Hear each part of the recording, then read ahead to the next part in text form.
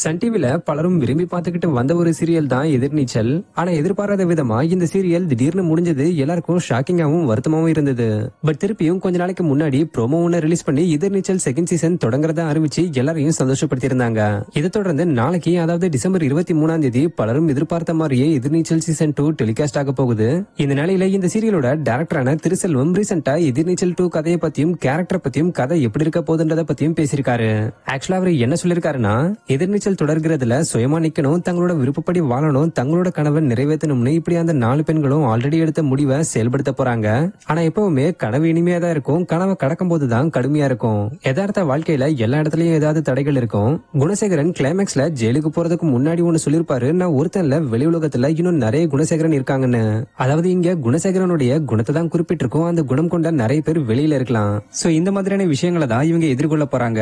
அதை எதிர்த்து அதை மீறி அவங்க ஜெயிக்க போறாங்க. ஜெயிக்கிறதுல அவங்களுக்கு உள்ள அனுபவங்களும் நிறைய கிடைக்கும். அதுல இன்னும் அவங்கள மேம்படுத்திக்க போறாங்கன்றதா இந்த கதை. எக்ஸாம்பிளா ஜனனி கேரக்டர் இதுவரைக்குமே ஸ்டார் ஆகணும், கிங் ஆகணும்ன்ற கனவுல இருந்தவங்க ஆனா இப்ப கிங் மேக்கராவும் ஸ்டார் மேக்கராவும் ஆகுறாங்க. அதாவது கதையோட தொடக்கத்திலேயே ஜனனி மத்தவங்களுக்காக வாழ தொடங்குறாங்க. தன்னை போலவே நிறைய ஸ்டார்ஸா உருவாக்கணும்ன்ற எண்ணத்தோட செயல்பட போறாங்க.